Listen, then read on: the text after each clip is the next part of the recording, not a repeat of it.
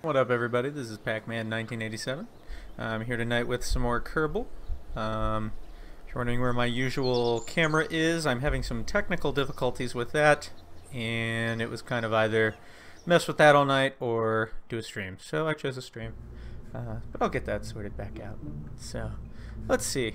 Last time we were taking a look at my new Apollo 11 recreation. So let's pull that up.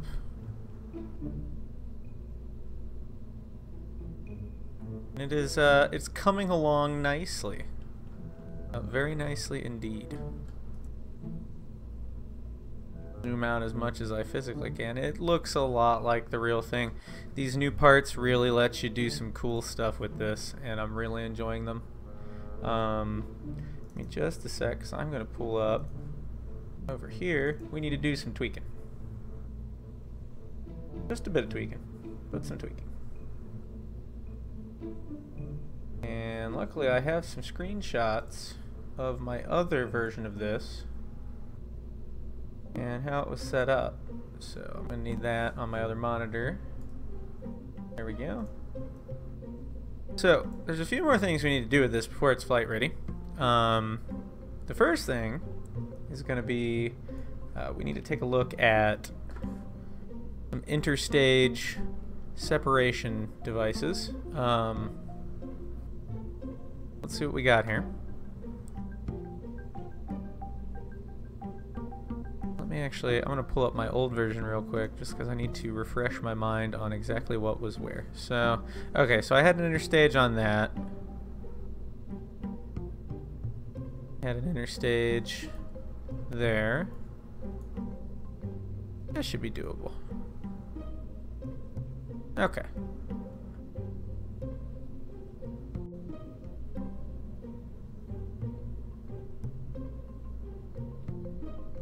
Let's see, stage 1 ends right about here. We need to give stage 2 a little kick once it fires up to help it separate, which we can accomplish with some separatrons.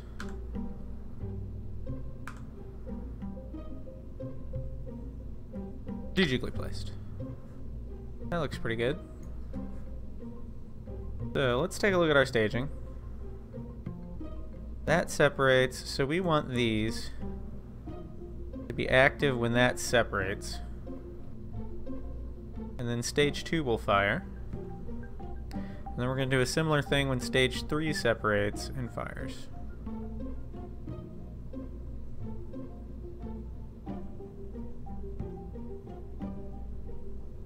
Now let's see here. That is wrong, so this is another important thing, is we need to check our staging. So that should separate, then that fires. Looking good.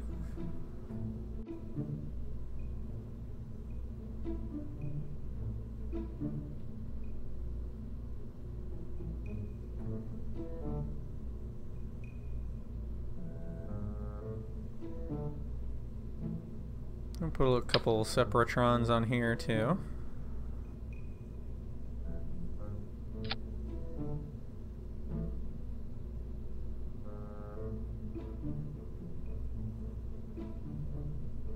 I'm going to stick them there. Okay, so then that engine fires. We don't want to do fairing separation, so we'll stack that up at the top.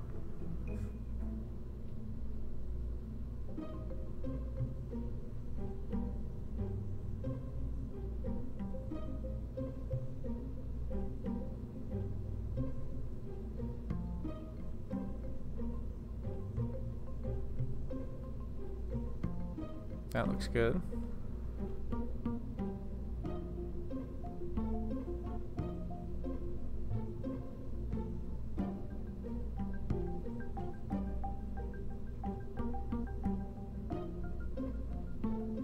I'm just going to stash all of these fairing things at the top because we don't need them.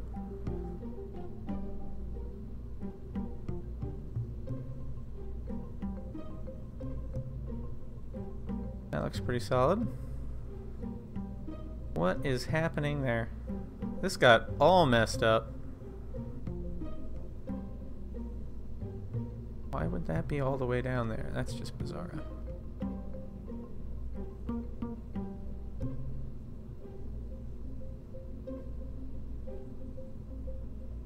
Oh my. What a mess.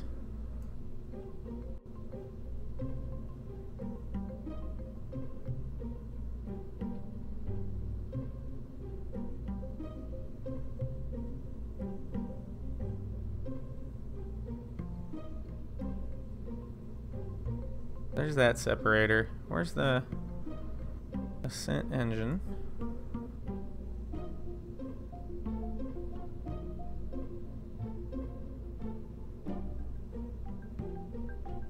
That's looking a little better. Looking a whole lot better. I think that's correct. Emphasis on the think.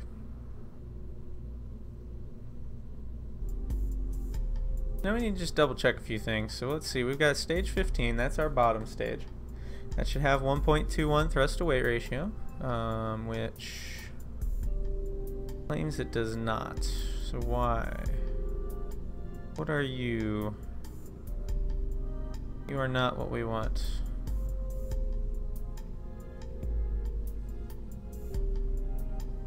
I don't know how Kerbal manages to goof up staging so effectively, but does an amazing job of it.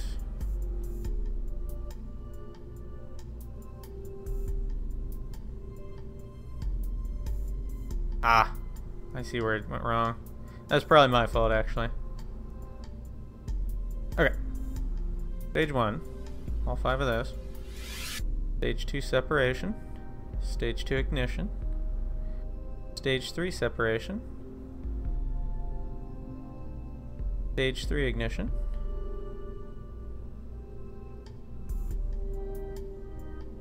That is the main engine.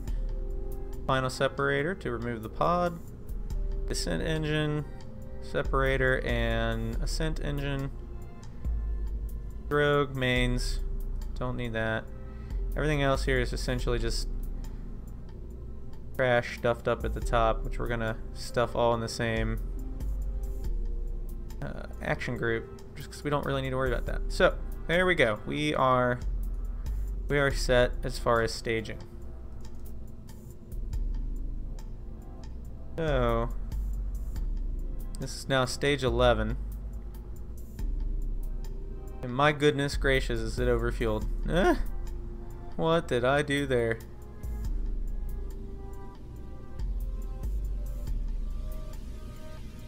That has a lot of fuel. Wow. We're going to need barely any of that. So let's see. We want to hit about 1,600 meters per second of delta V, or as close as we can get to it. Let's start.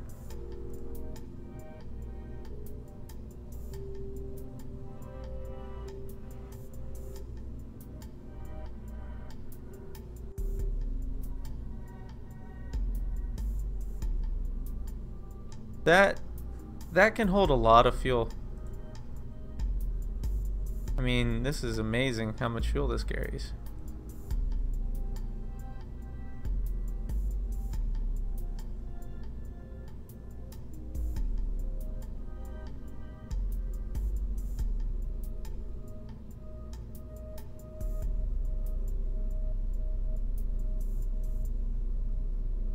That's a little too much, but I think we can modulate it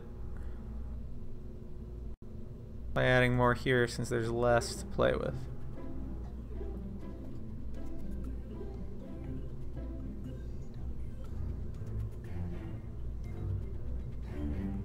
That might do it.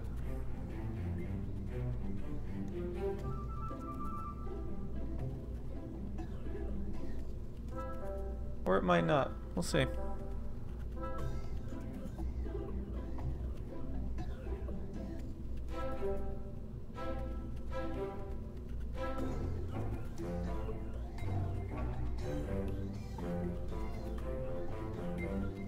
if we...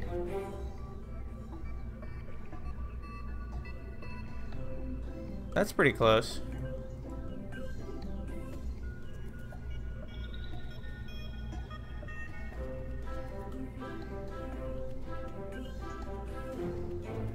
There we go. That's pretty good.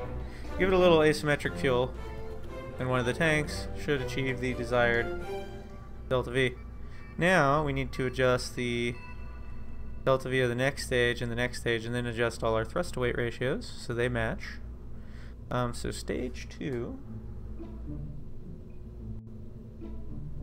could have, which stage number is this? There it is. What are you? Stage 9. That's the separation, which I'm not 100% certain actually has enough power to really separate it, but well, that's what flight tests are for. Stage 9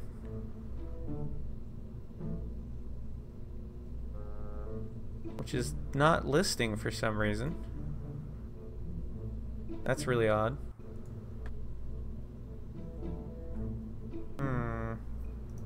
Ah, there we go.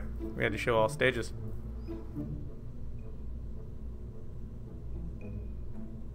Why is it so confused by this? This could be an issue with Engineer not updating with new parts. I think that might be what's happening. Let's back out and back in. I may have to do delta V calculations myself. It isn't too hard.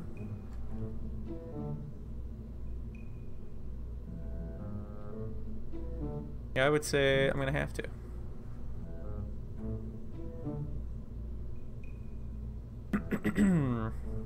Alright then.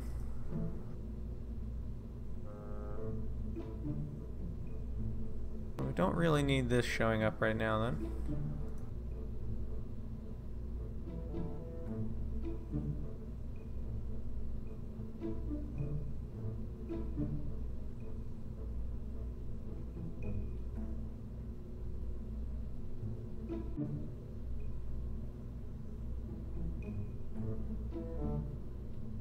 This might help us.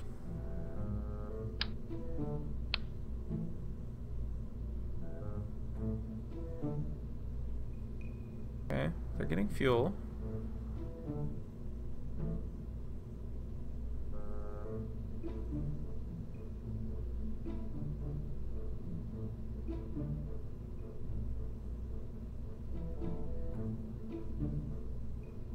I wonder if it's these that are throwing it off.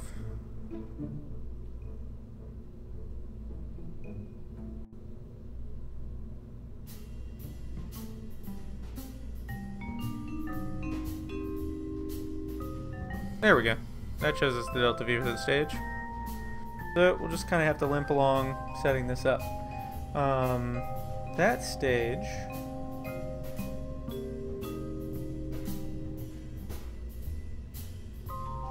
should have... I know what to do.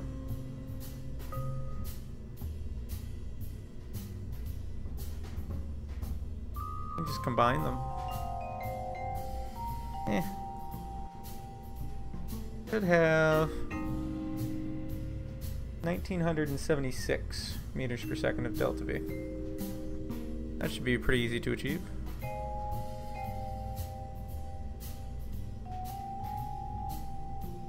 Maybe. Close to it.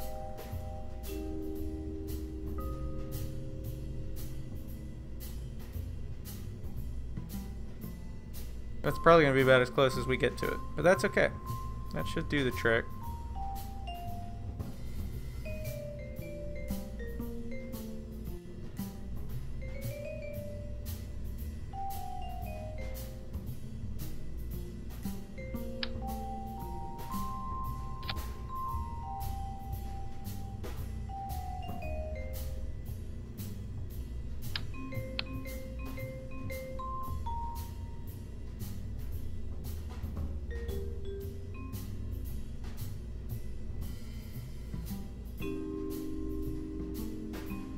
This could also be...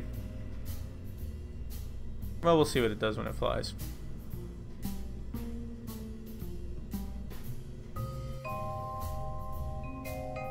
Okay, so then we're here.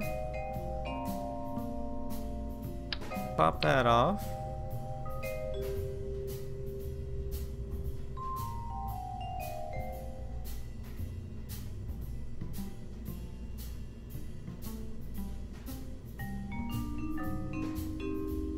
That stage needs to have about 1600 meters per second,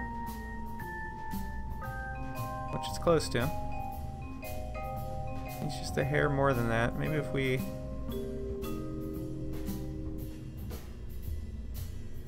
Which is actually more than it technically needs, so that should be just about fine. So now we go backwards. We need to get thrust to weight ratios, right? That one needs to be about 0.58.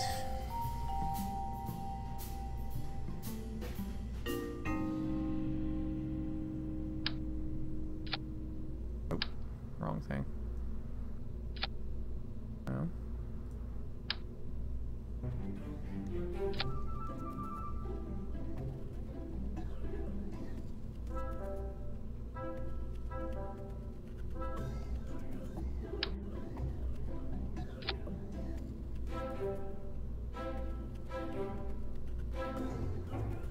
Check something on this.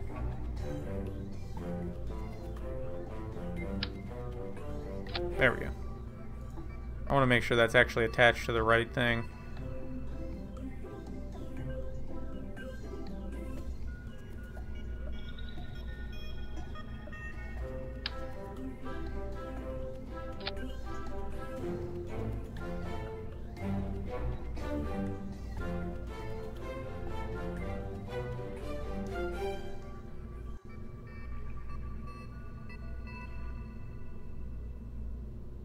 That looks pretty good.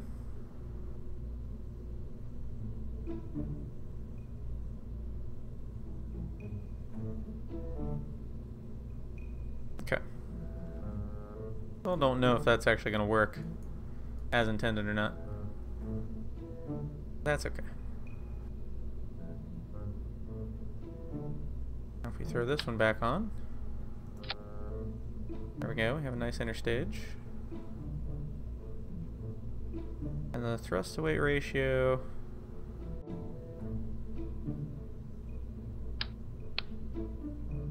Double check this.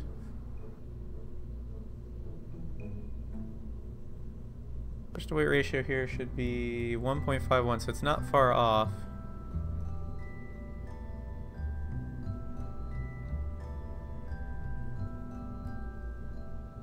A little too little.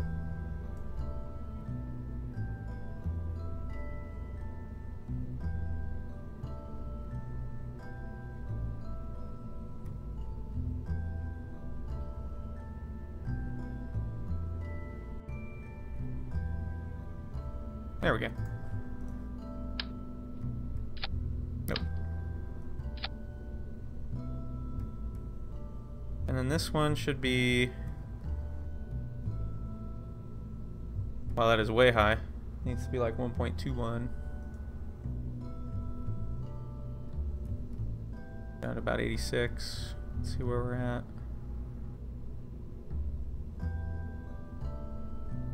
Take it straight down to 50.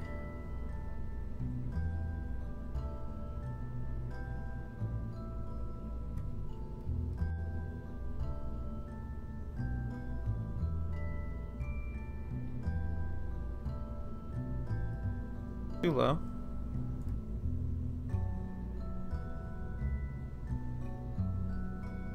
Getting close.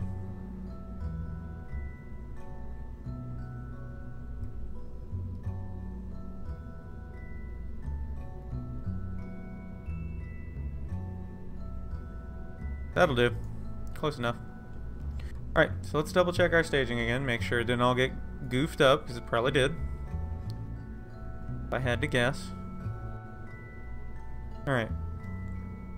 First stage fires. That's not correct at all. Here we go. First stage separates. Second stage fires.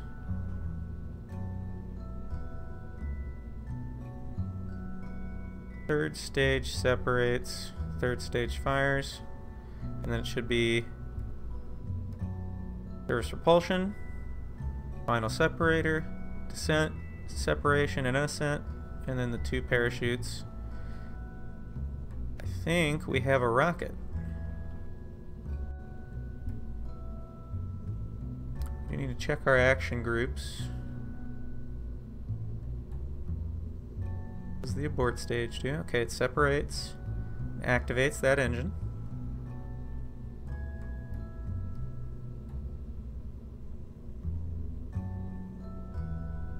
Number 1 should decouple and fire. Looks good. There's one more important one we want to set up though.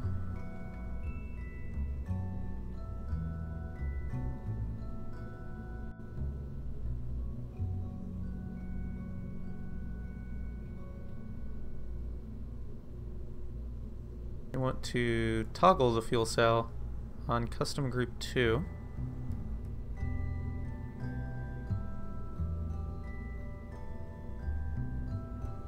And then custom group 3, let me check this.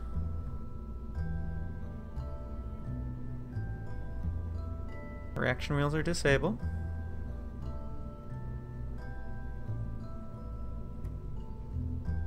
We need the toggle RCS button to be number 3 here,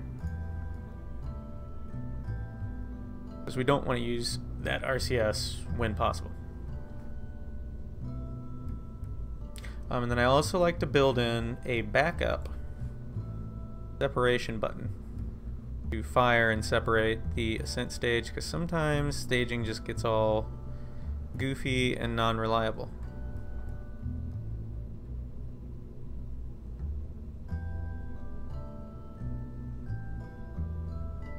So we have a backup in there. This is looking good so far.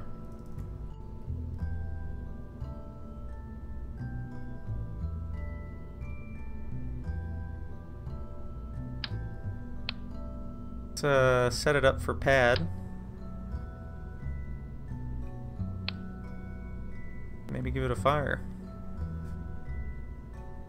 I am sure there will be bugs we need to work out.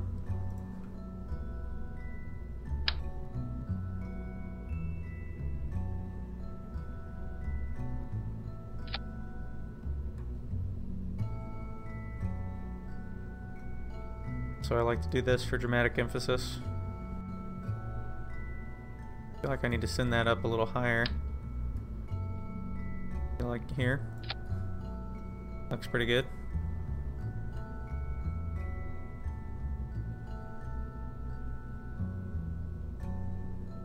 And I feel like I'm forgetting one thing, but I'm not 100% certain what it was.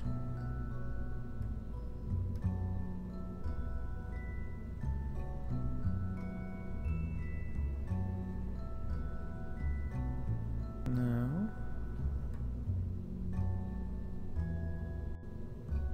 Well, maybe it will come to me. I say let's give this thing, let's give this some pad testing. So, first thing we want to test is that the abort sequence works with the full rocket. Oh man, that looks cool. That looks really cool. Alright, let's give it an abort test. So I'm going to fire the abort action group.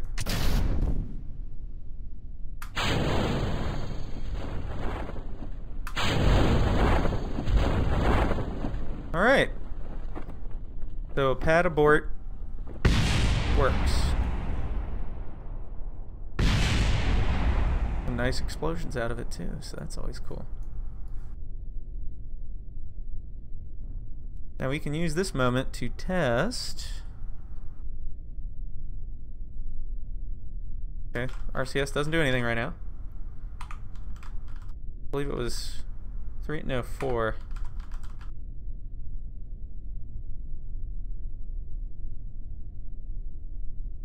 Yeah, 3. Oh yes, we have to turn on the fuel flow. I'll have to add that to the group. Alright. So that toggles the RCS. Recover this.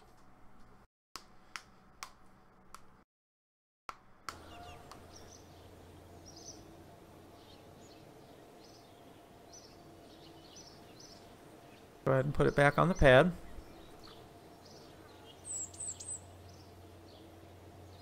That's interesting. Which one was I working with?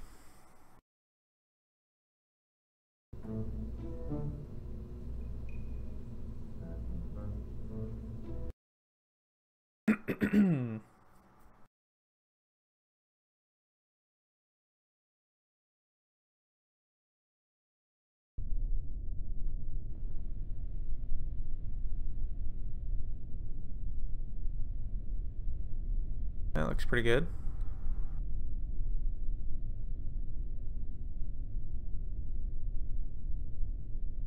Do a static fire.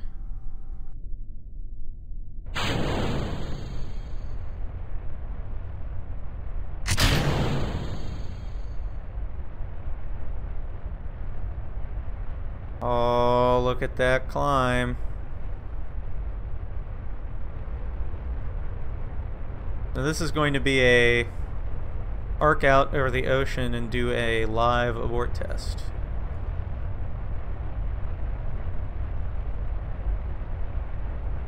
One very expensive abort test.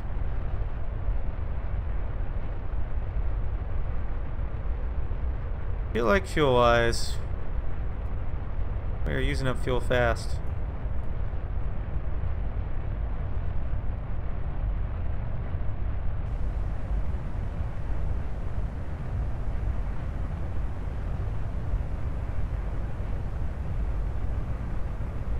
I think I'm actually going to make this a legit ascent to orbit. Oh, we need to do some...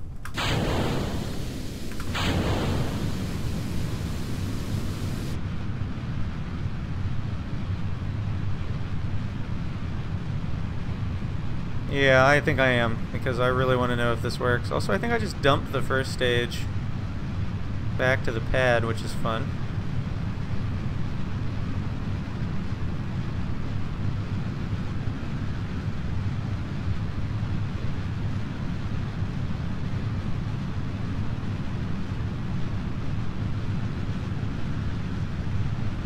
I was probably far too aggressive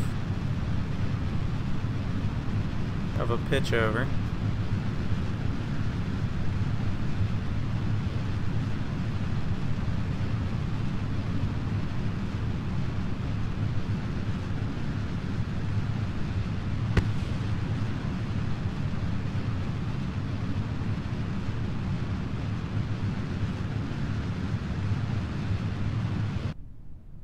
That's interesting. So this is not a functional rocket at the moment. We're going to need to do an abort, so this is a good chance to test that.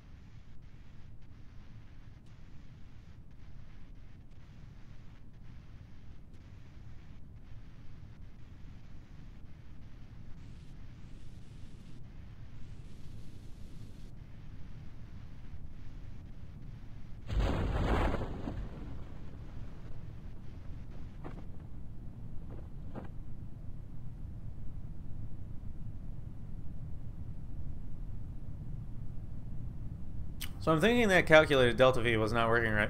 So we're going to have to rethink that.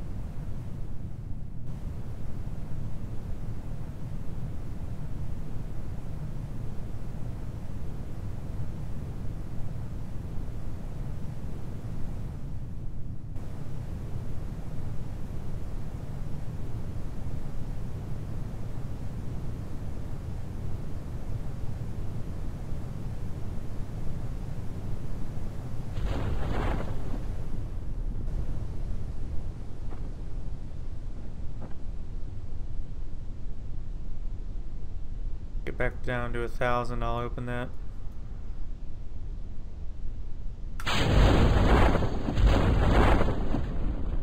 There we go, one successful in-flight abort test. So, the rocket seems to fly well. Our problem becomes it's not calculating things right. I think those new thrust plates cause it some real confusion.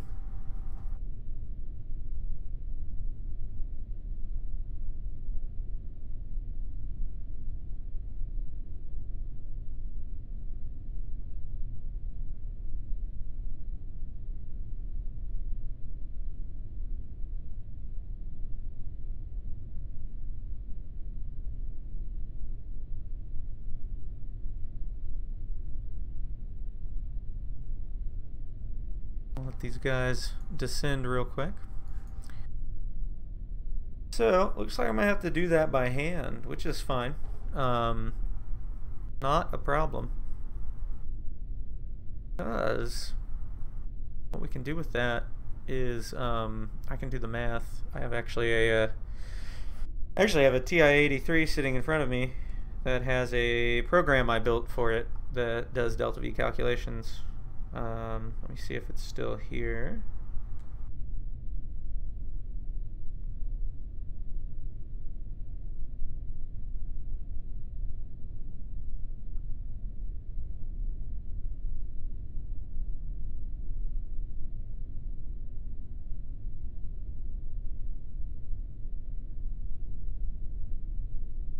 It sure is.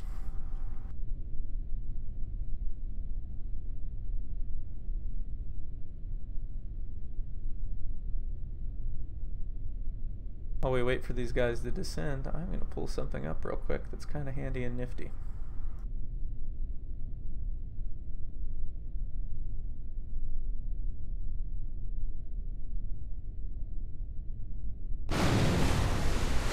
Alright, we got Kerbals in the water.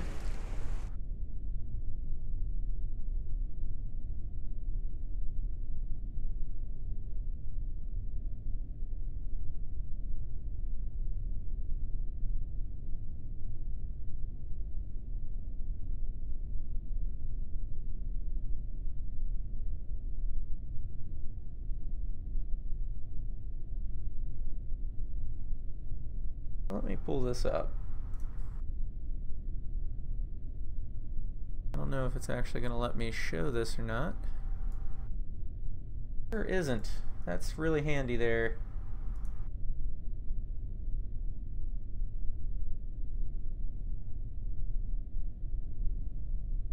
Tell you what I can do though.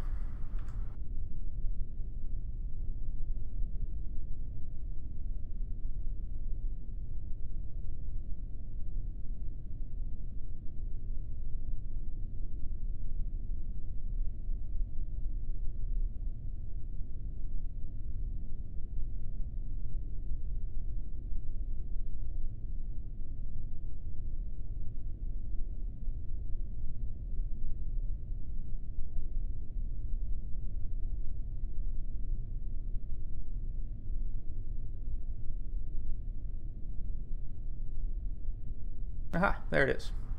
So, this is the equation for delta V. Let me actually change that to a little more useful version of it.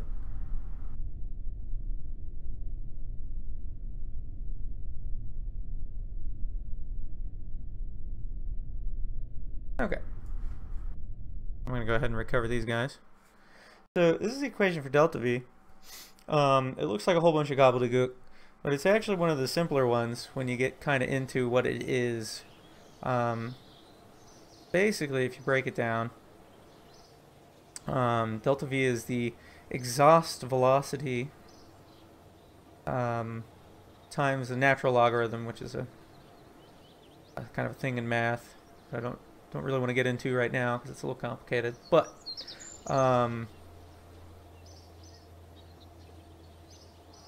times starting mass over end mass. Now, the better way to do it for Kerbal is natural logarithm. times starting mass over end mass multiplied by ISP times G. G is the gravity at sea level for the body you're orbiting, which ISP times G is actually just the, pretty much ends up being the exhaust velocity, but it's a little easier to calculate. So I actually made a little program on my calculator that'll do that. One of the easier ones to set up, actually. So we're probably going to have to do that with each stage. But I am not going to bore everyone by doing that right now on stream. At least not this episode. I want to do some flight testing of these parts and make sure they're actually working in orbit. So we're going to slap these on top of a smaller rocket to get them into space. Let's see what we can do with that. I'll just ditch everything here. And we probably only really need kind of a short version of the rocket, because what does this weigh? 19 tons? There's not much there. I think I might eventually do a video where I kind of go over some of the math and how it's useful.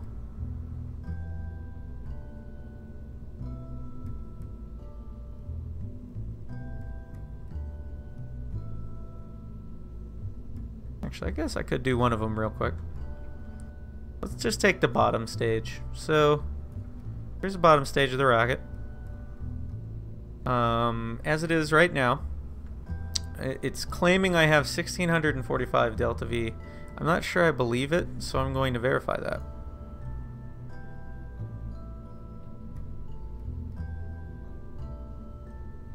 So if we look, easiest way to do this, find out what your starting mass is.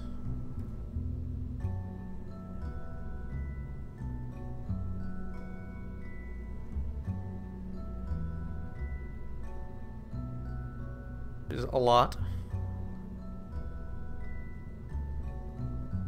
223,000 kilograms, so 223 tons. Some change.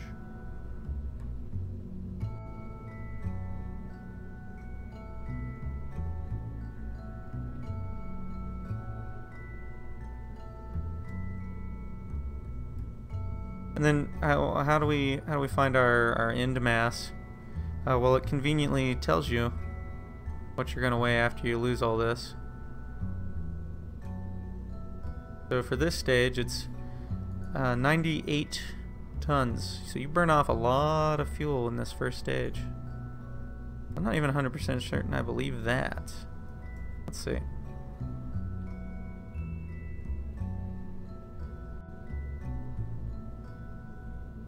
Yeah, see, I don't even believe that. I don't think it's calculating it right. It actually weighs 152 tons after you burn all the fuel in that stage. And somehow it still thinks I have delta V remaining, which I find really interesting.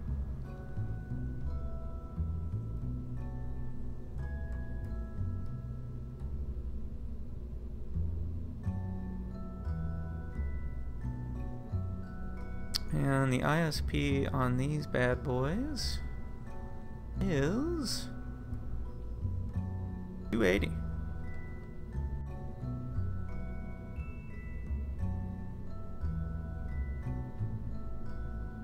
Oh, good grief.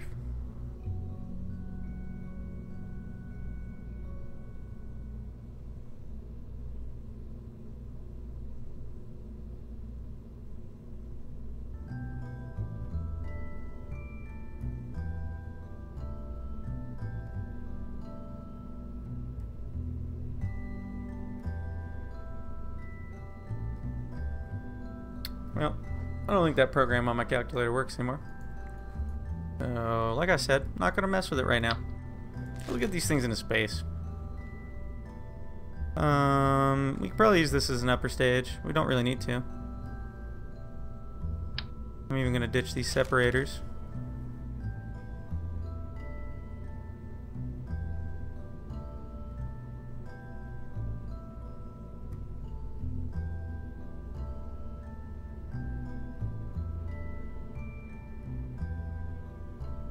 Do I have a stack adapter for that? Good grief, not that. Doesn't look that way.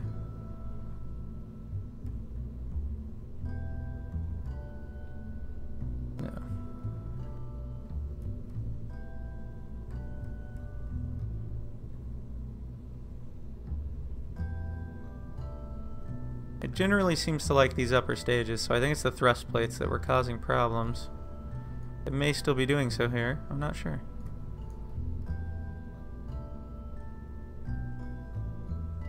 That's okay.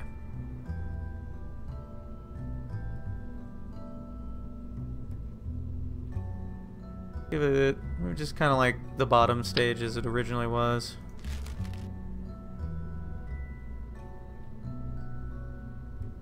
Where are you at? There you are.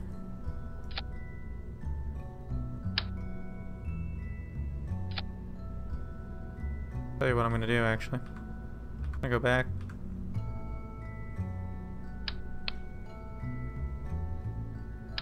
Pop that off.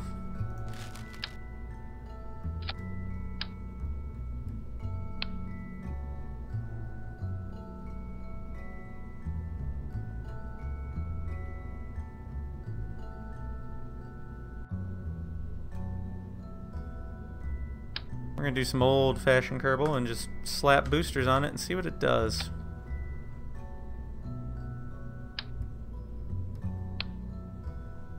This is like a Block 1B kind of thing.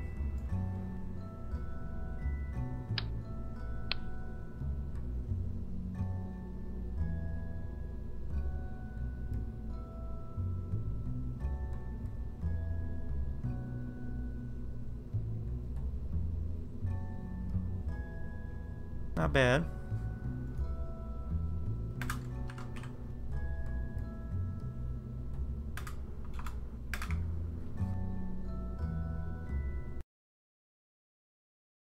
See if this thing will get over it.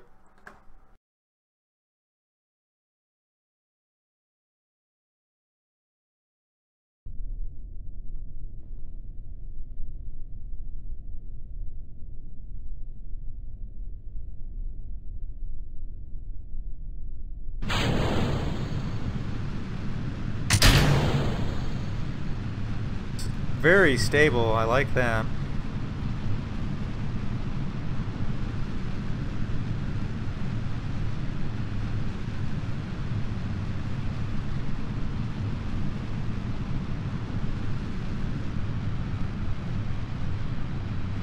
Pitch over. Whoa, no. Just hang on there, little rocket.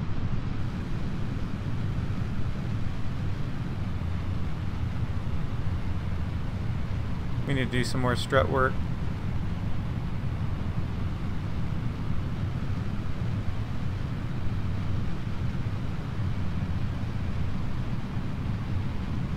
Seems to be doing a good job now.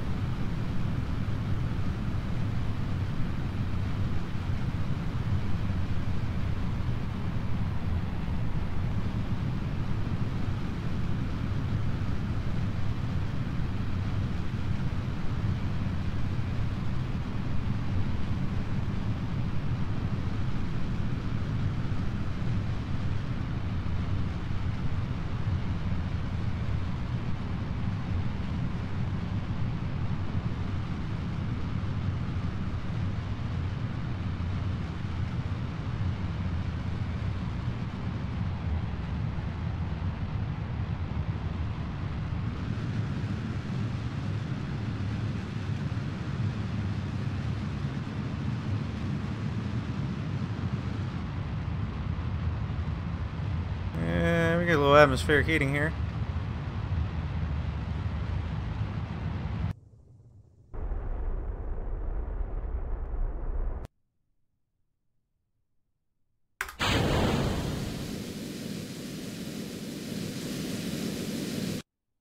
Interesting.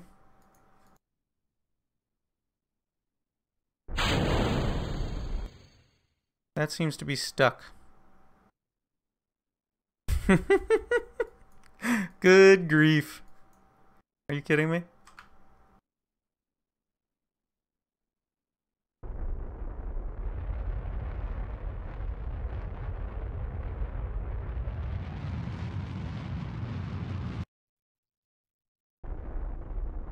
That's interesting.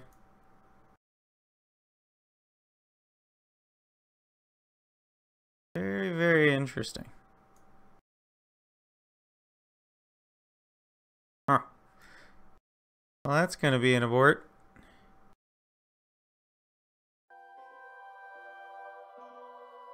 Actually, yeah, it's an abort. Because I want the third stage.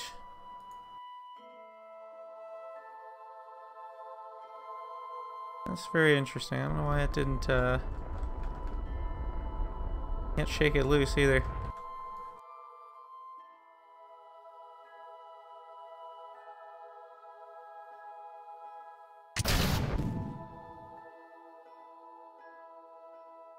Well, what can you do?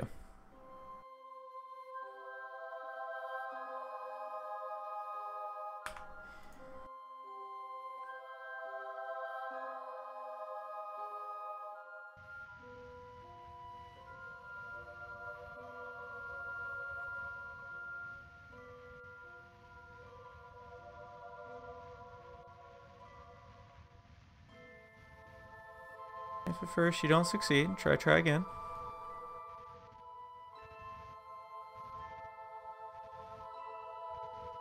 Come on, thing. Slow down.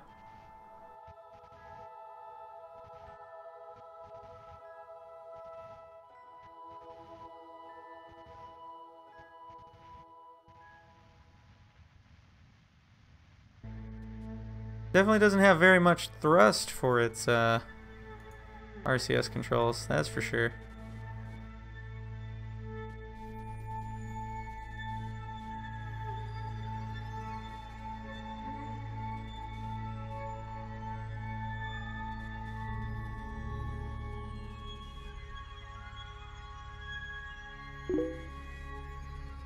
Hey, how's it going? Alright, I think we've brought this thing back under control, more or less-ish. Sort of. Be nice if we could get the right end pointing down. That'd be cool. There we go.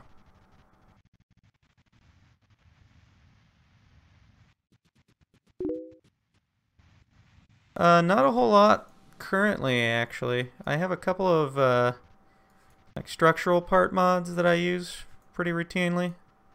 I use Flight Engineer, trajectories, precise node, things for flight control. But otherwise I don't do a whole lot of mods. This capsule is actually part of the new expansion, the Making History expansion. And it looks like I now have it back under control. It's gonna be a fairly hot re-entry too.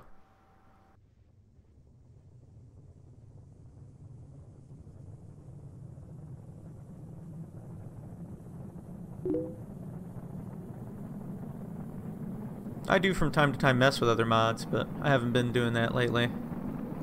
Tonight I've been trying to get an Apollo recreation flight I've been working on flying, and it's proving difficult because I think some of the new parts. Well, that was actually a really quick re-entry interface. Good grief. Some of the new parts don't seem to play nice with it calculating delta V properly. So Kerbal Engineer is giving me pretty much useless information. So I'm probably going to have to do all that on paper myself later on. Now I'm just trying to get the top part of it into orbit so I can test out the command module and the lander, at least in space, make sure they actually do what I want them to do.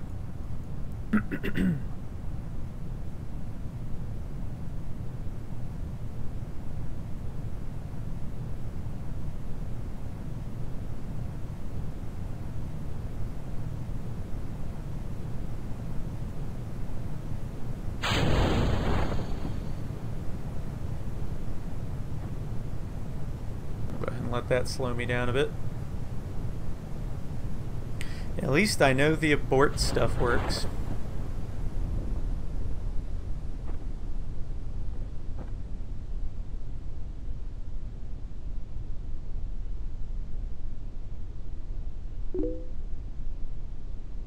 Ooh. Ooh, nice. I've never messed around with the operating system mod. I've thought about it before, though.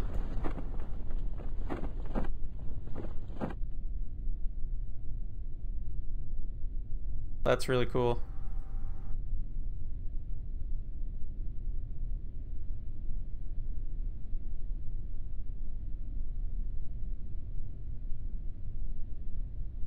Go ahead and cut that.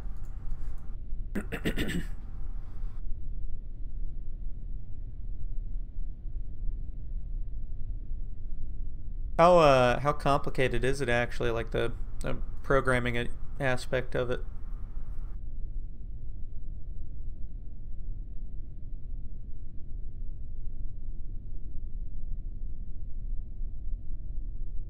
And splashdown.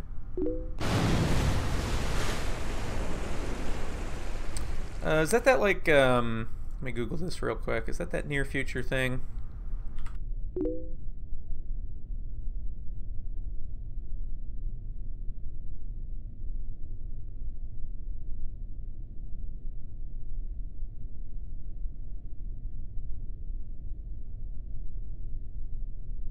Ah, well, yeah, would help if you have coding background.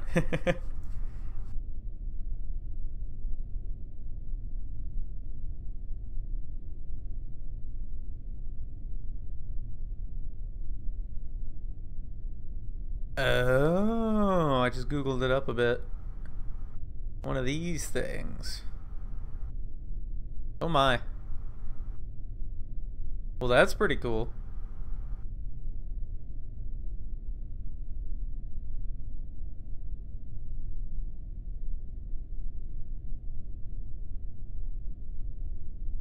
Realized I still had that showing up.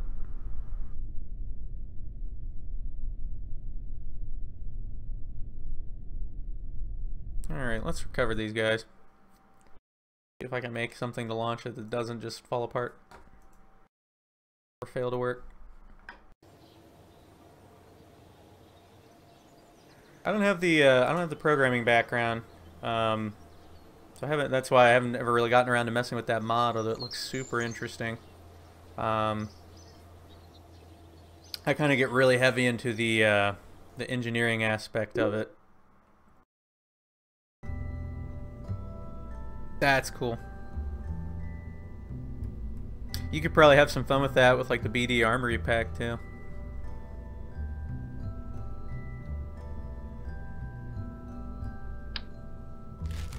Alright, let's give this thing maybe something a little more. Yeah, I do remember seeing that. Some people back in the day had some really good results trying to make Falcon 9s that landed themselves using that mod. I was pretty impressed. Alright, let's see what we can do here. Yeah, I've messed with it just a little bit, and there is a lot to it actually. It's an impressive mod.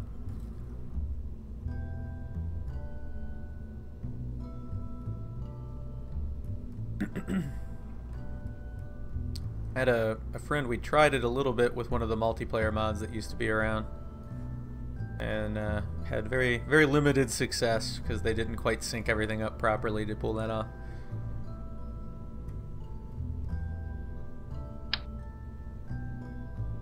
Oh, what is that? Not that one. Right one? That's the right one. Actually, we don't need that, do we? Because this has a separator. Okay. Let's...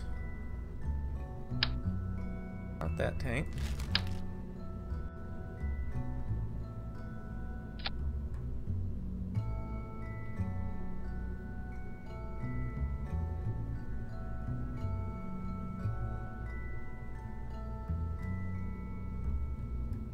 Fortunately, there's not a good interstage that I've been able to find. These really big parts. Wait a minute. Is that it? Is that what I'm looking for? That's what I'm looking for. Okay. That'll work better. Much nicer.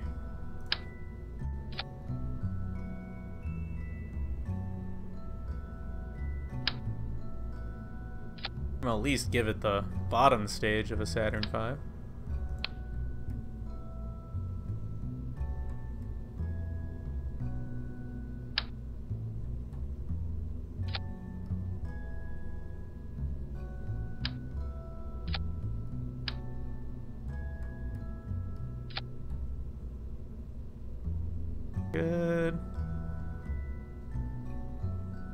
Well, if that can't get into orbit, I don't know what can.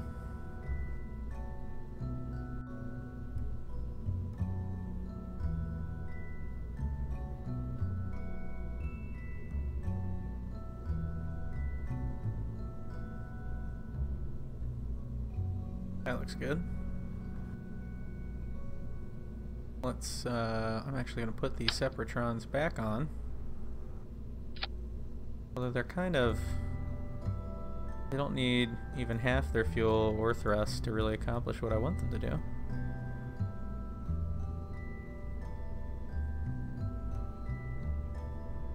Good. That looks good. Okay.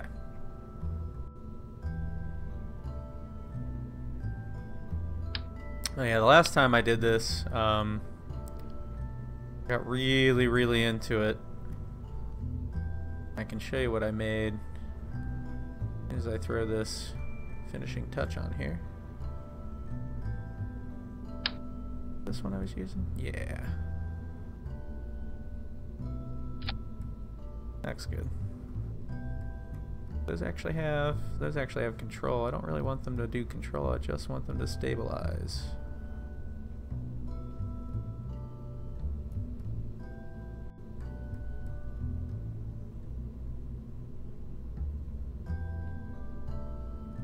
That looks good.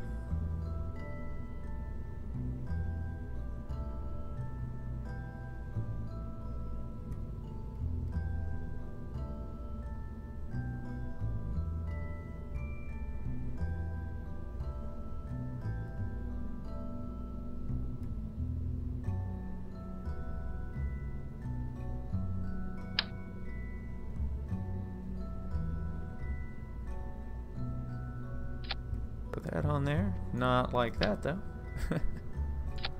That's a little better.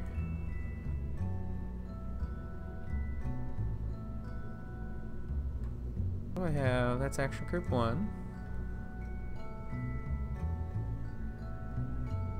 Try something I actually wanted to do last time and I didn't do it. They did on the real vehicle.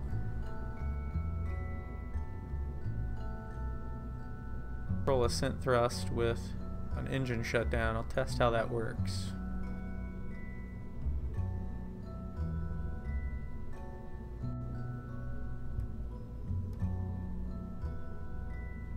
The last time I was messing with this was about a year ago when I was doing the Apollo recreation stuff, and I did this vehicle.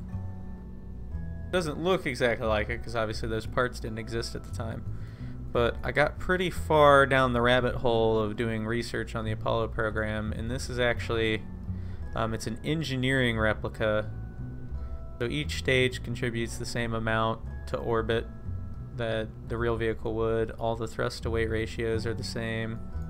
I have similar margins for fuel. And then I did all the maneuvers as closely as I could. It ended up being a really fun, I did a video of it, it was really fun. It was about 2 hours and 50 minutes long too. And it's pretty, some of the maneuvers are pretty hard to replicate, but I had a really good time. Now my goal is to make a much better version of it that looks more accurate. Shaping up to be a lot of work though. Let's give this thing a launch and see what we can do with it.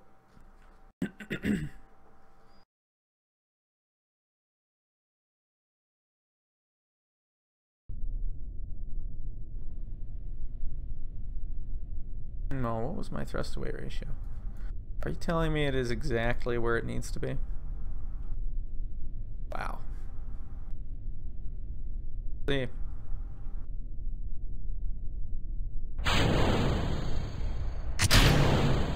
Oh, look at that. That looks so nice.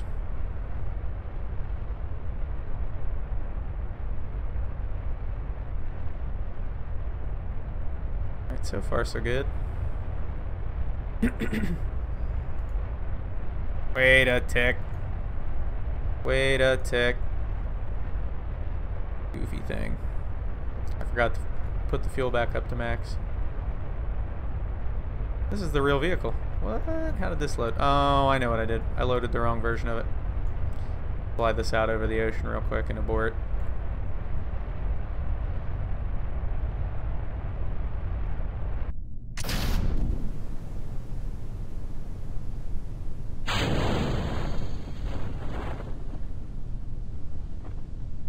have a specific version to do my testing. That was not it. Watch it as it majestically arrows into the ocean.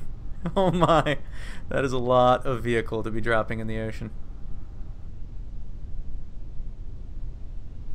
That's going to be one heck of a splash.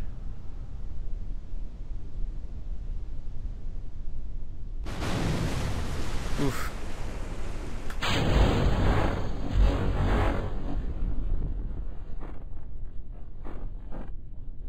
Alright, let's try that again with the right version of the vehicle.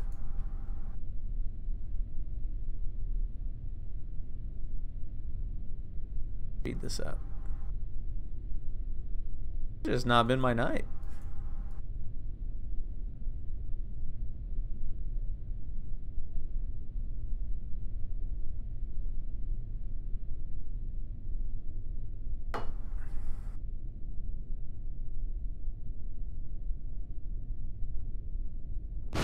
Alright, I'll recover these guys real quick and launch the actual test.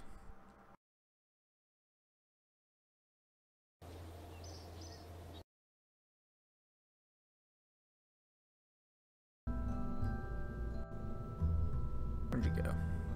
There you go. Here's the test one. Which should actually be able to get the whole thing to orbit, which is pretty wild. See if that's the case though.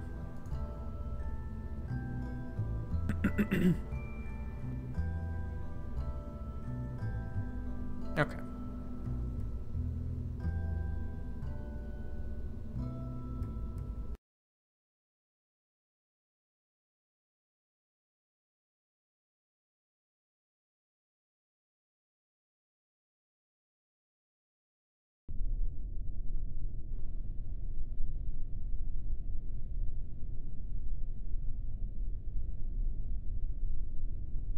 Alright, let's see.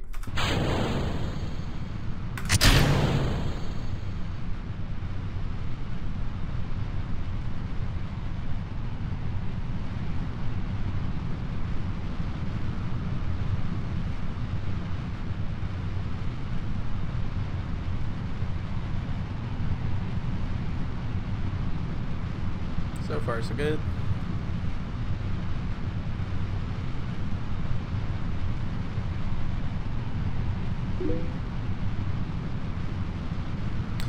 Tonight, just testing.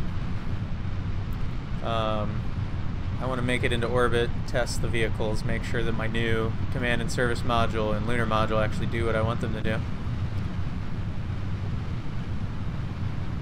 can see though, maybe I could send them around the moon. Oh, we need to pitch way over. There we go. Oh, that's a little too much. Come on. Hang there with me. There we go.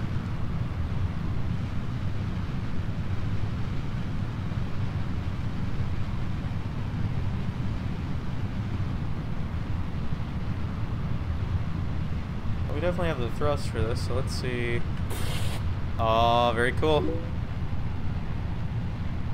Yeah, let's see if I can get this into orbit with enough fuel remaining. I think it should be able to go around the moon, at the very least. Not 100% certain on that.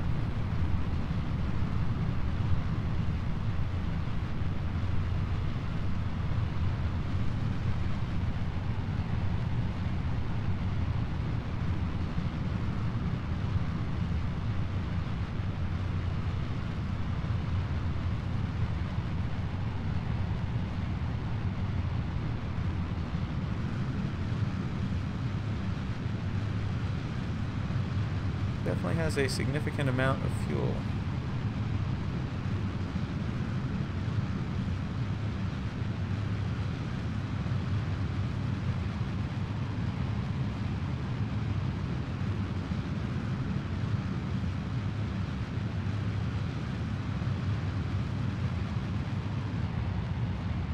Back that throttle off a tiny bit.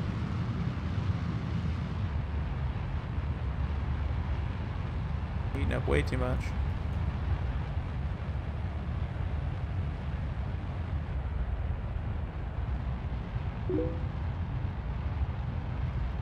Yes. Yeah, I did that last time I was playing. Not last time I was playing, per se, recently, but the last time I was really getting into it. I had one spawn in orbit. It was in a really big elliptical orbit, though. Alright. Let's see what it's going to take to put this thing in orbit. But yeah, it spawned in a really big elliptical orbit, and I actually sent something out and caught it. It was a very small one. That was tricky. It was easier than it could be because it was already captured. That helped.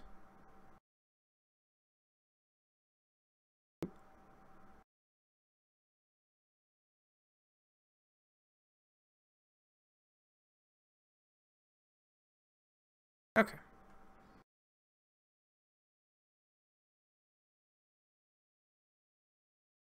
See what it says I'm going to need.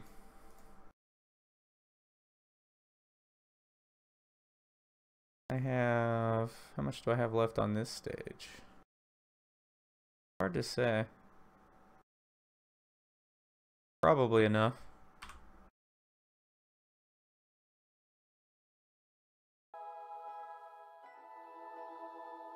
Like we're about 45 seconds from doing this orbital burn. I think we can safely ditch the abort tower.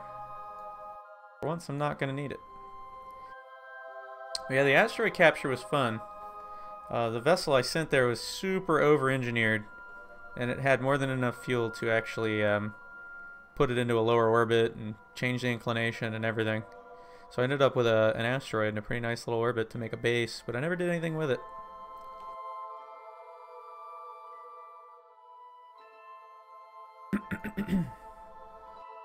Alright, we're going to be starting our burn here in a second. In 5, 4, 3, 2, 1, and burn.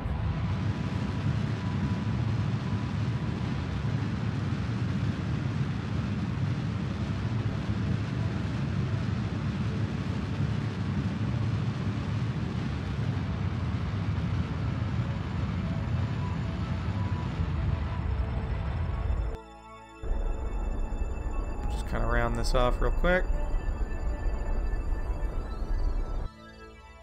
Good enough for me. Hey there. Go ahead and recover from this here spin. Crazy contraption. Alright, well, we're gonna separate. There we go. That gets us away from it. That looks really cool.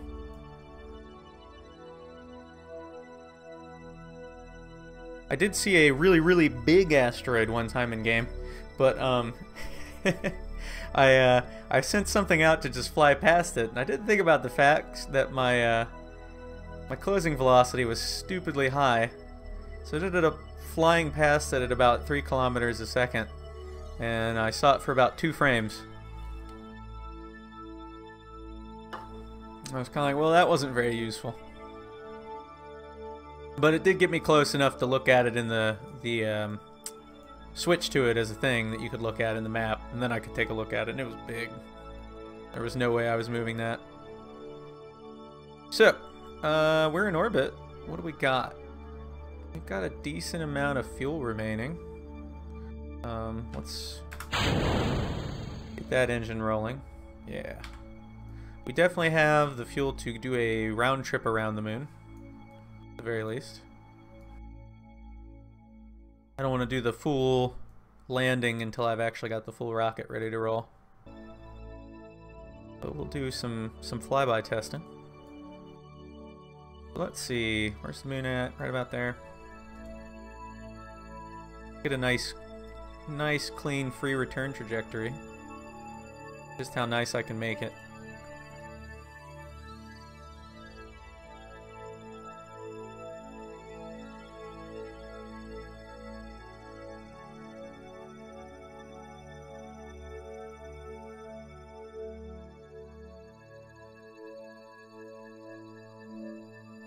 Yeah, that's not good.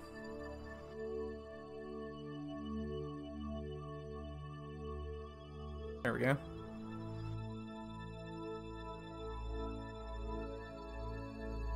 Well, that's pretty goofy.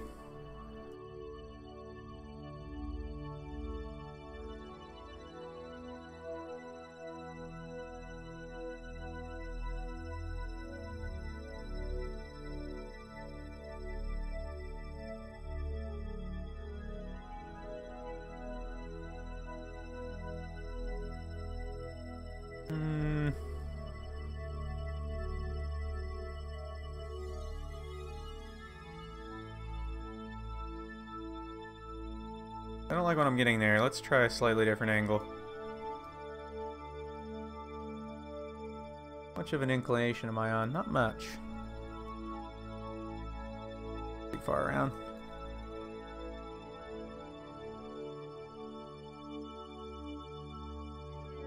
Yeah, there we go. That looks like something.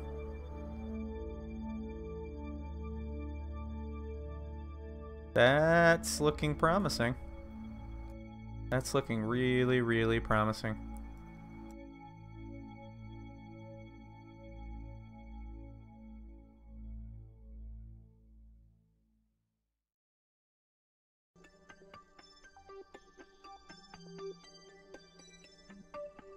Okay, I think I found the magic spot. What does that make my close approach?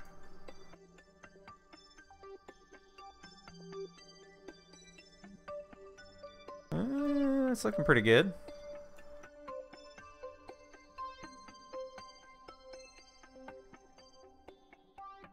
I'm going to set this up as a true free return.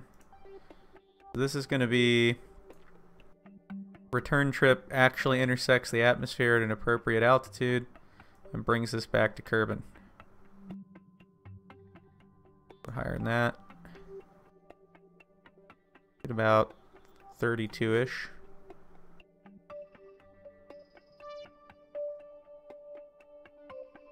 Oh, that's just perfect. Look at that. Nice. Alright. Line up for that.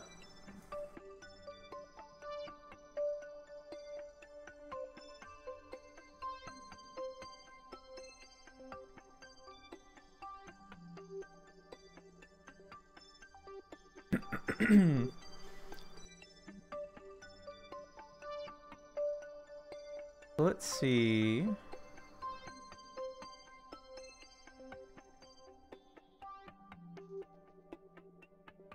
We're at the node in 16 minutes, so we're gonna go ahead and do a little time warping.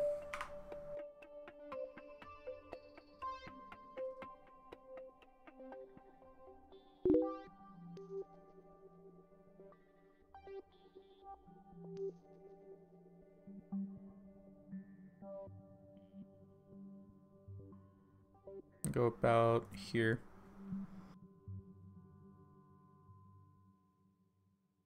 There's just a hair of inclination to that orbit, but that's okay.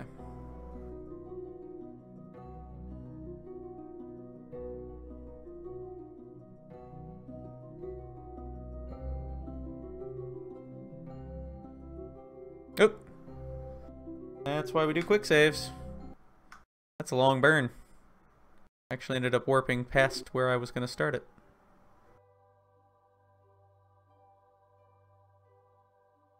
Go to about here.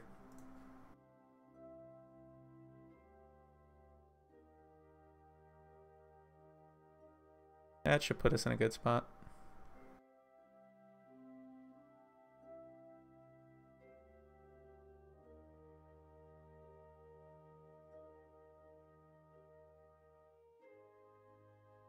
According to this, we're about 3 minutes from the burn. I'm not sure that I believe where it's pointing me, though.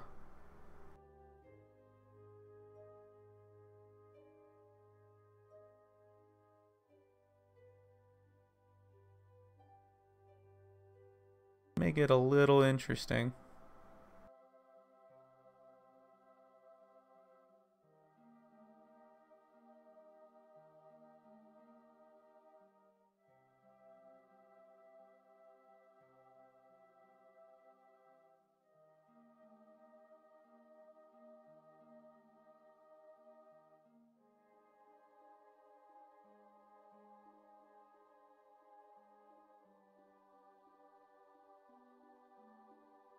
Do a little time warping.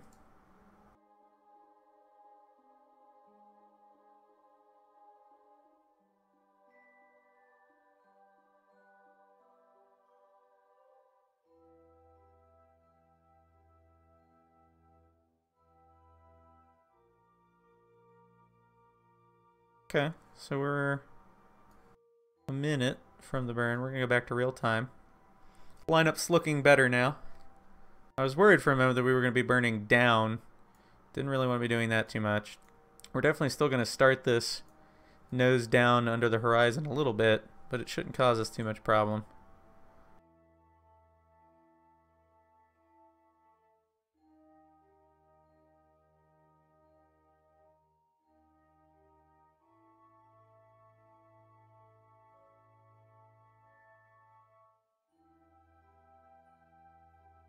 Coming up now.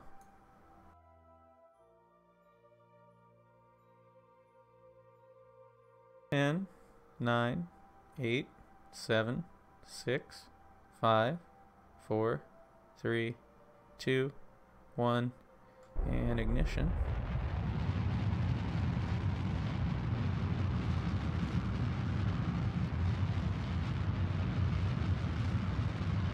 Okay, we're doing good. This is what this should look like.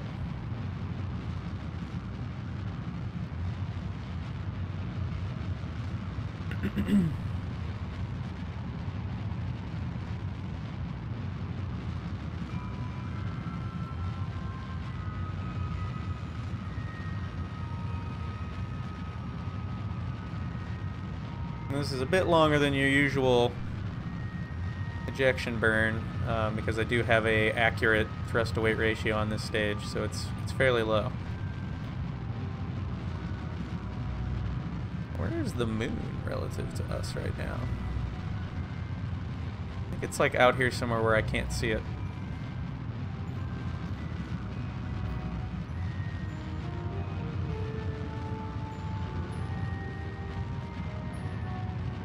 Okay, it's still behind the planet. We'll probably see it before the burn is done.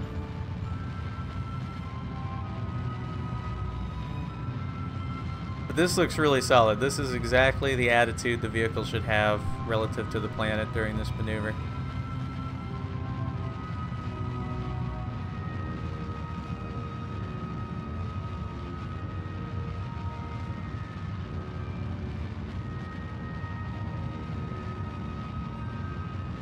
There it is.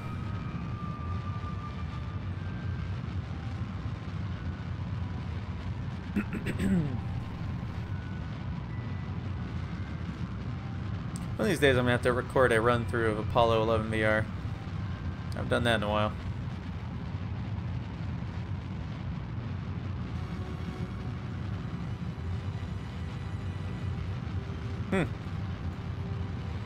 Well, my audio engine just bugged out, so that's fun.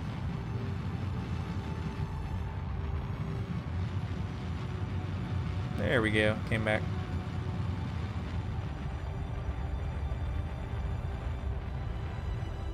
We're gonna throttle way down. Round off the last little bit of what we need to do.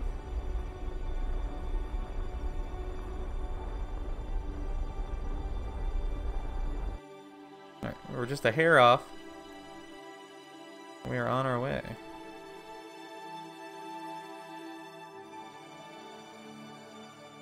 Let's see how we did. Our return periaps is 57, so it's a little high. We'll have to do a correction there. That's our periaps at the moon. Actually 44, that is pretty solid. This is a true free return.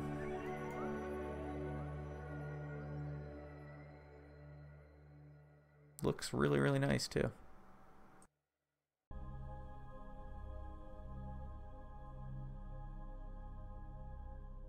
So far, so good. One thing I need to do... What am I doing on electric charge? I need to turn on... I believe it was action group 2? There we go.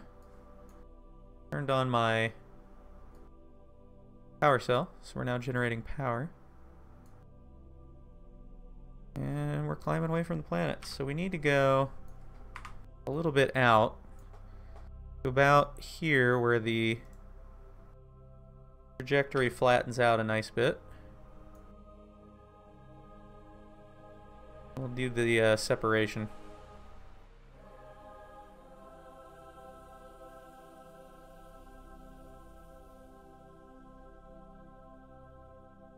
Okay. Definitely going to do a quick save because I've not done this yet.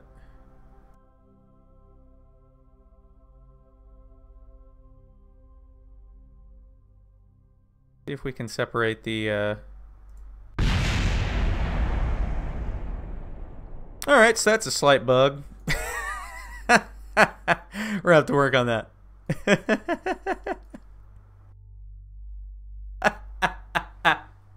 Oh man, that was great. That was fantastic. Oh, hey, you know, at least everything's still intact that matters. So that's cool. It works for me. So let's see. You're ready to do separation and docking maneuver. Let's put it on stability assist mode. And we're going to go ahead and decouple this node.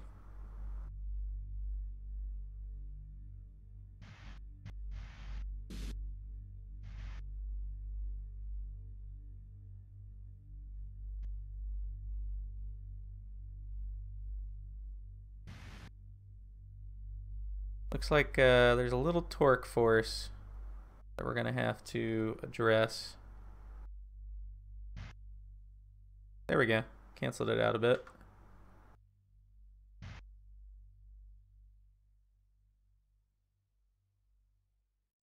So this will probably be a little tricky to pull off.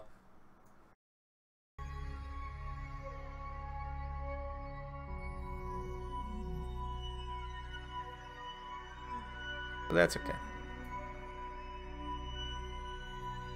This is an entirely RCS driven craft. There are no reaction wheels.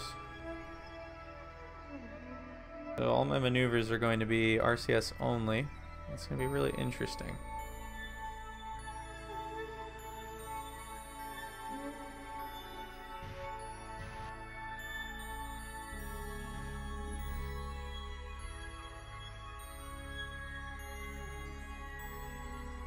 So far so good though.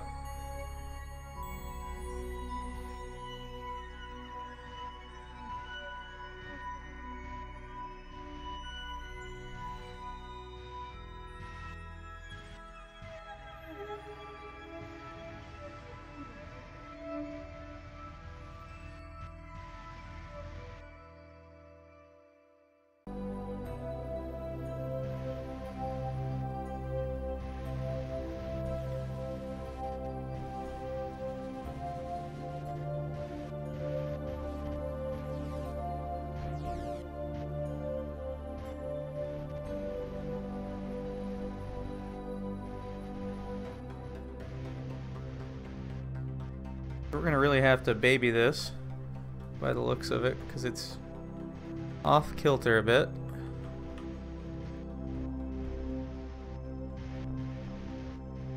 Come on.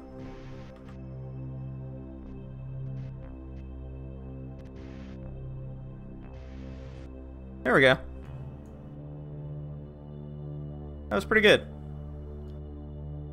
It was a little unbalanced, but not uncontrollably so. Now, normally, if there was still a fuel tank and an engine behind here, we would decouple, and we would give it a couple little poofs of reverse thrust away from it. And that would be that. And then we would actually, there is a, was that a, probe body on there, so it can control itself. The real Apollo mission, they that third stage, obviously you don't want that gigantic third stage flying along to the moon with your vehicle, so they actually they changed its trajectory, but it couldn't fire again. So the way they did that is they would dump any remaining fuel out the back, and that generated just a little bit of thrust, and it was enough to change it. And usually what they did is they either flew it past the moon on the opposite side off into deep space, and there's actually one of those third stages is still up there. They actually rediscovered it.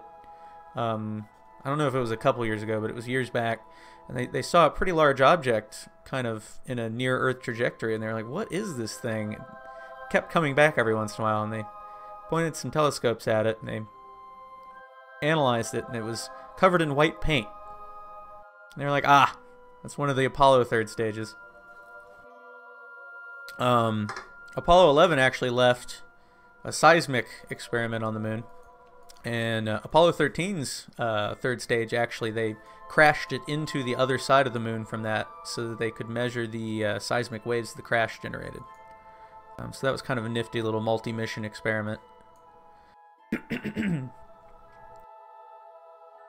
So I would say that my service module performed fairly admirably. Go ahead and activate its engine.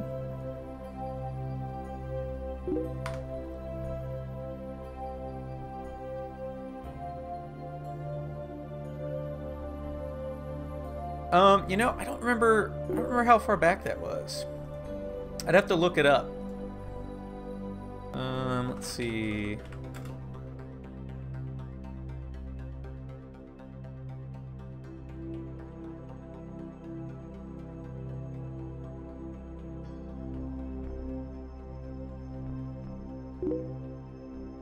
It's object J002E3.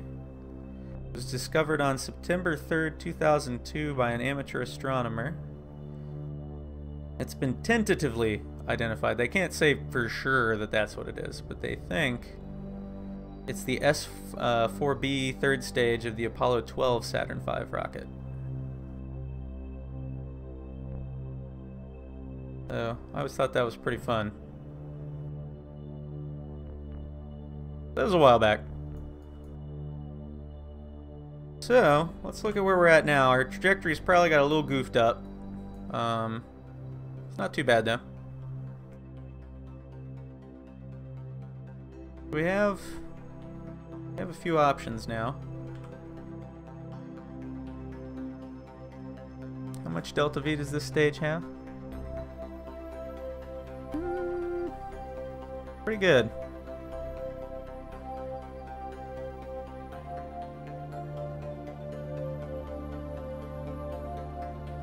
I think we actually have the capability of putting this in orbit tonight.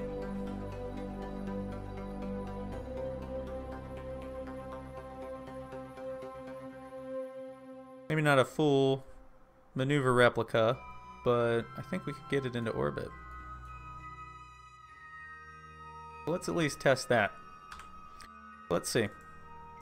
We need to adjust our carry apps at the moon. See what we can do. Plot a maneuver right about here. And if we give it just a hint of prograde.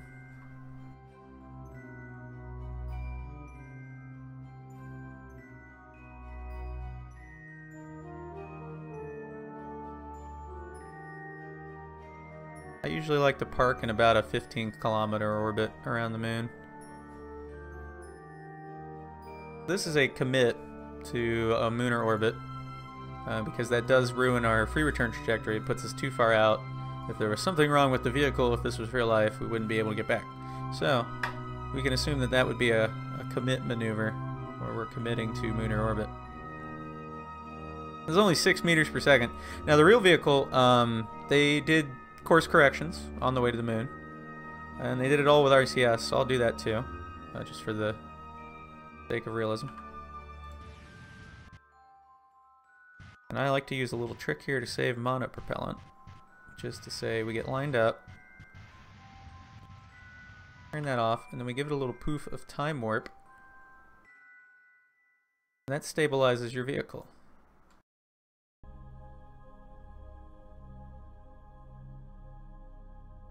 Let's get to our maneuver.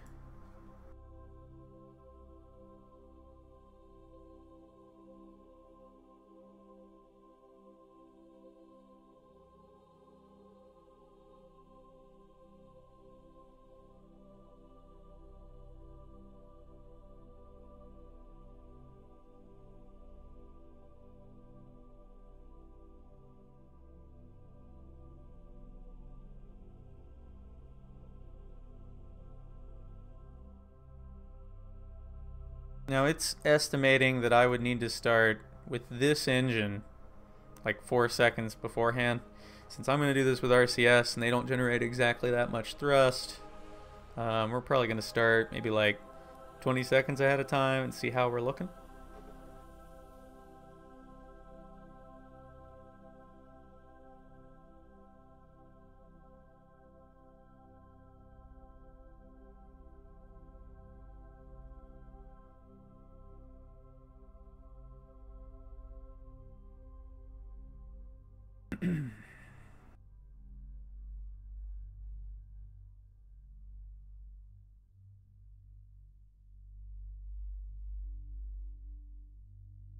And away we go.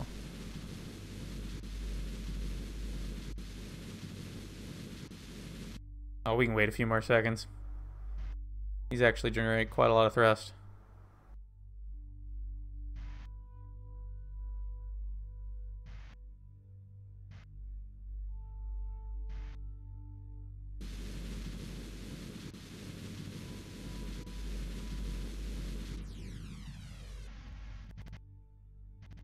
All right.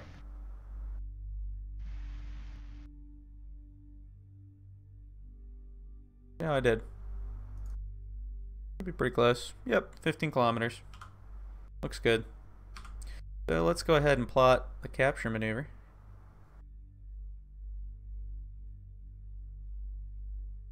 See if we really can do it.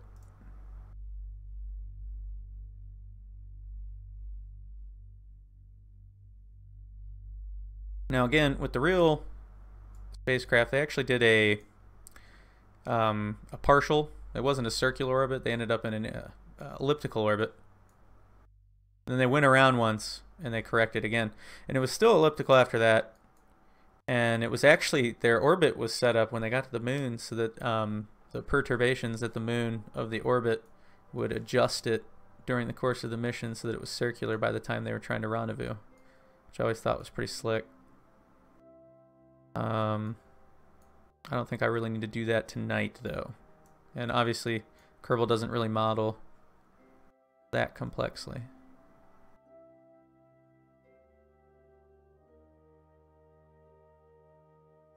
There we go, that looks pretty good. Oop. Very sensitive. Looks pretty good. Let's put this thing on target.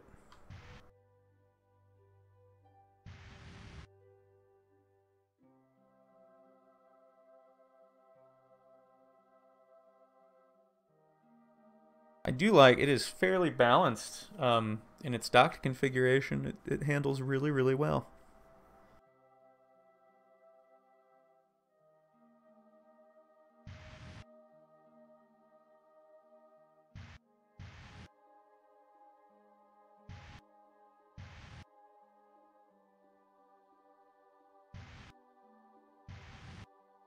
Oop, that was a little too much.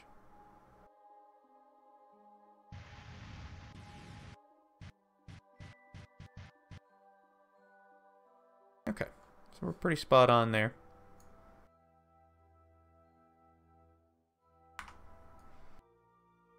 Let's warp to maybe about here.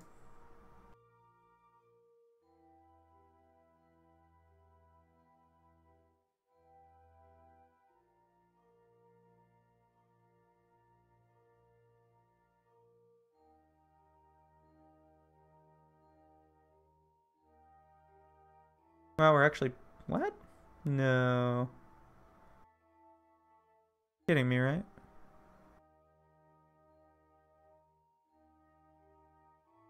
That can't be right. It is right. Oh my. We're pretty far out from that burn. I'm gonna have to load, but I want to see something real quick. Oh, that's why. Come on. We activated the wrong engine. Always check your staging. Alright. Oh my god, it's all kinds of crazy now. Okay. Back. Alright, let's try that again. I'll shut that down. Activate that.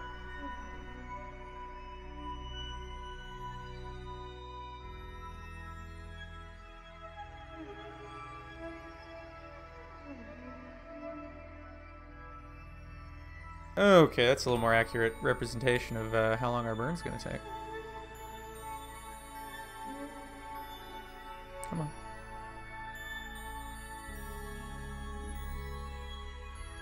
What is it doing?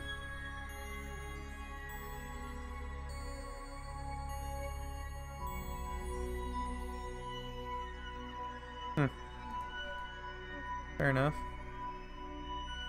Warp to about here.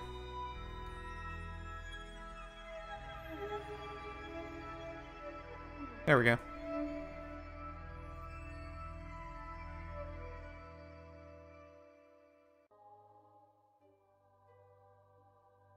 Okay, good.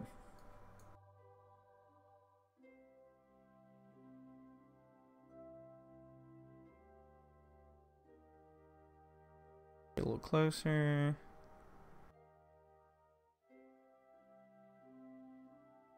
Okay, we're in a good spot. Oh, I also forgot this fun. Here we gotta extend the antenna. That's important. Not really. Looks cool though. Alright, so we're about a minute out from this burn. Looks like it's gonna last us about 2 minutes and 24 seconds. Oh yeah, you gotta have the high gain antenna. That's a very important part.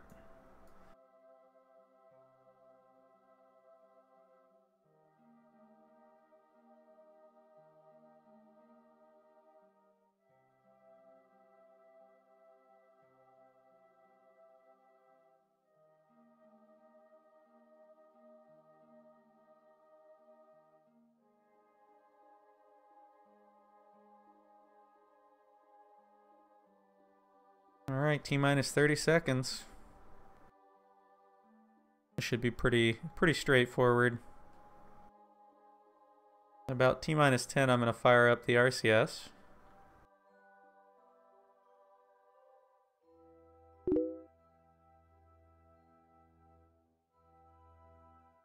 Okay, will do.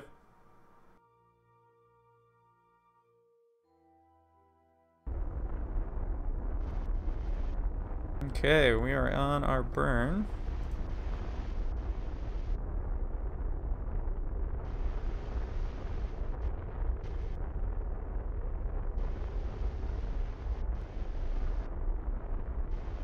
Looking good so far.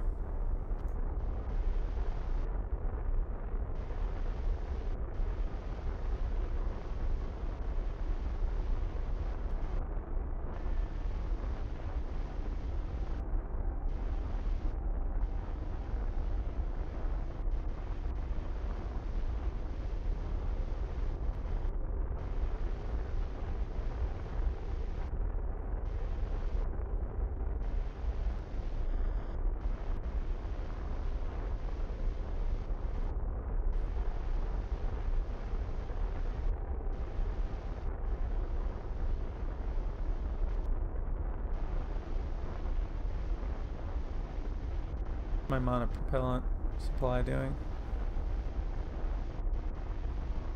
Okay, good. We're not using that yet. That's important.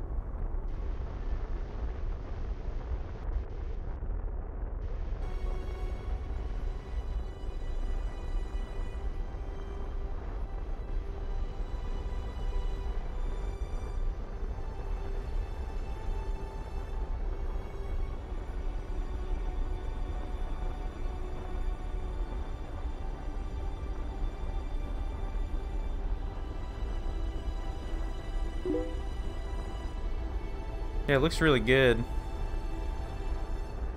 I'm loving these new parts. That lander looks amazing.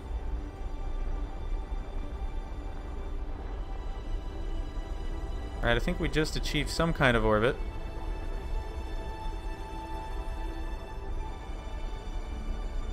Close to it.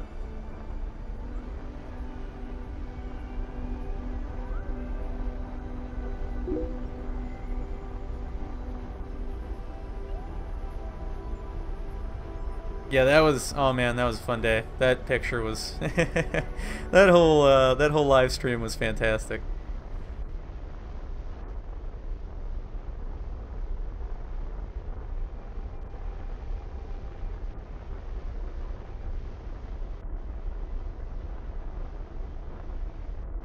All right, we're looking really solid here.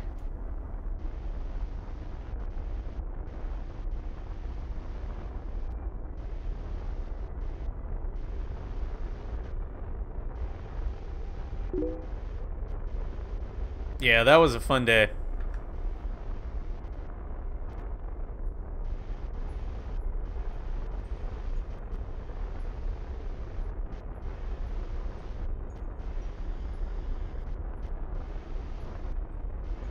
All right, we're on the final little adjustments.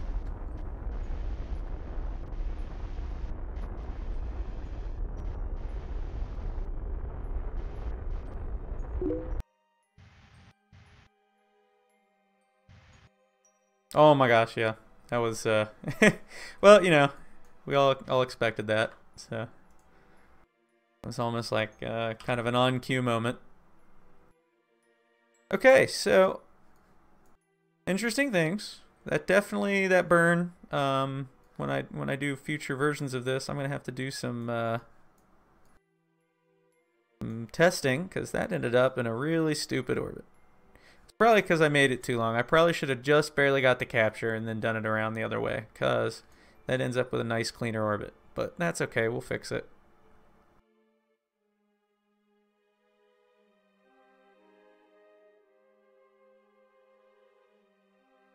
Let's see how much we're going to need to fix it. Shouldn't be much.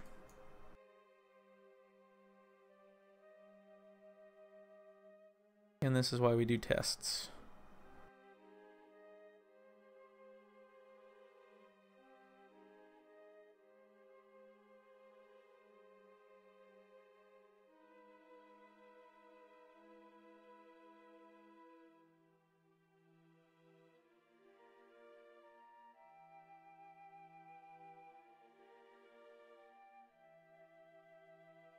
Okay. That's not too bad.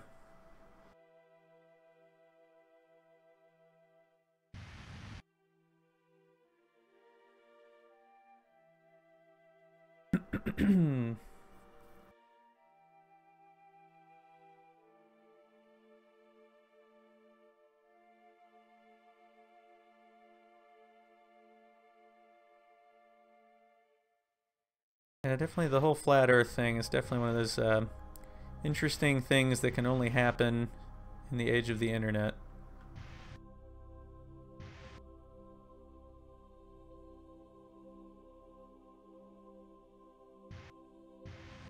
Okay.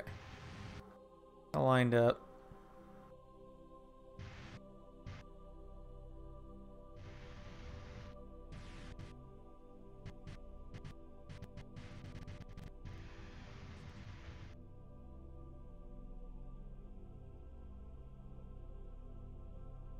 I need to do this correction burn. I'll have to do one more after that, but that's okay.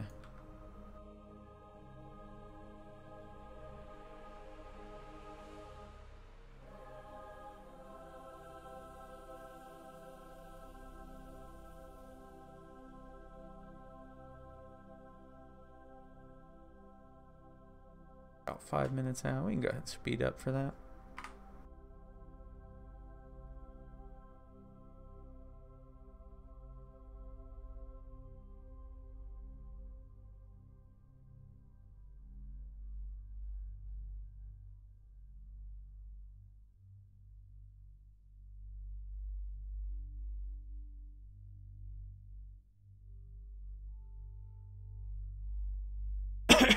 Excuse me.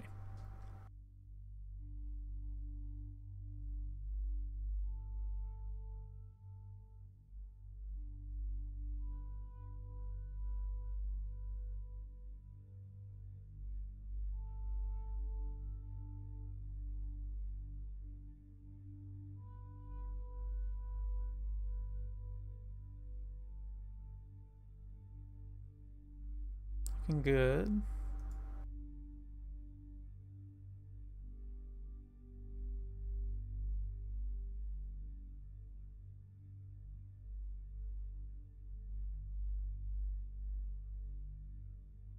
I'm going to do this with RCS also, since there's so little I need to do.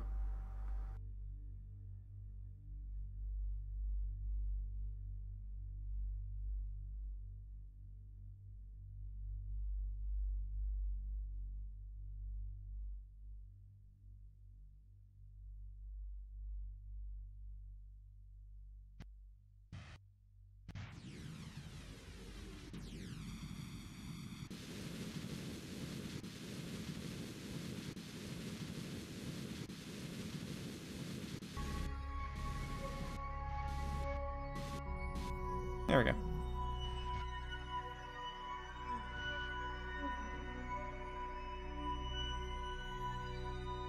Alright, so we corrected that.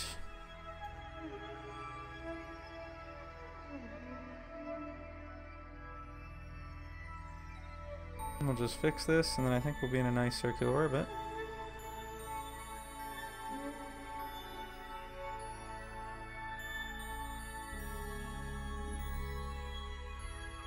Didn't take much.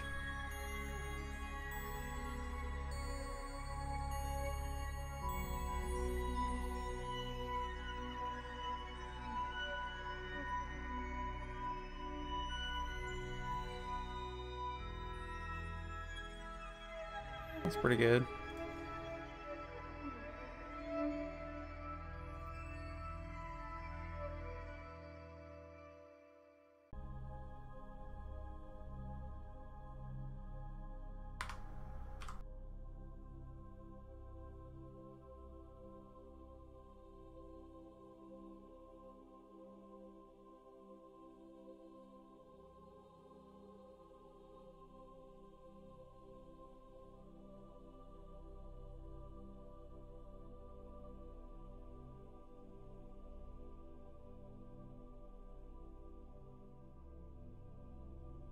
Alright, about a minute out from this correction.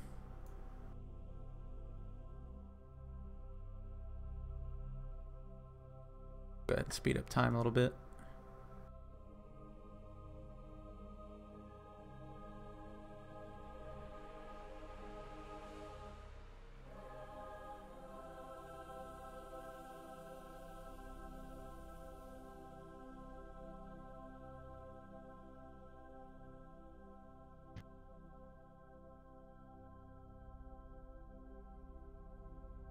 That was really cool. We didn't even need to change the orientation of the vehicle since it was already lined up.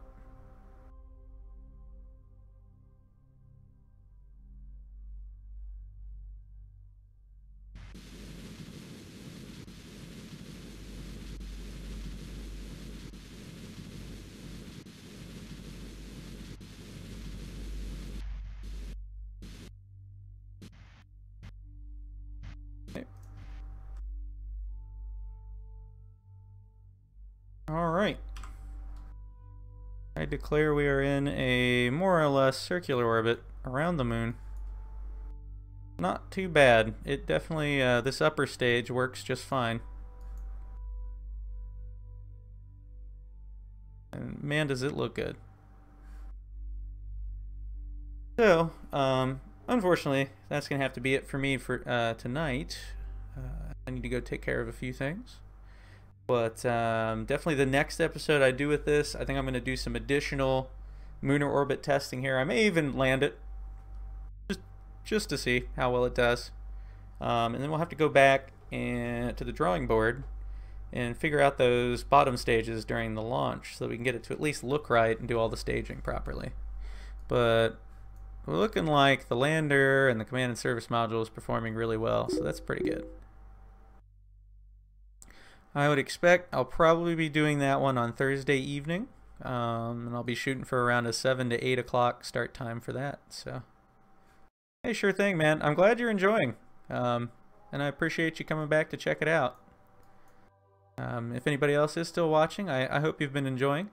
If you missed out on anything, just go ahead and check the video out once it posts, and have a good one.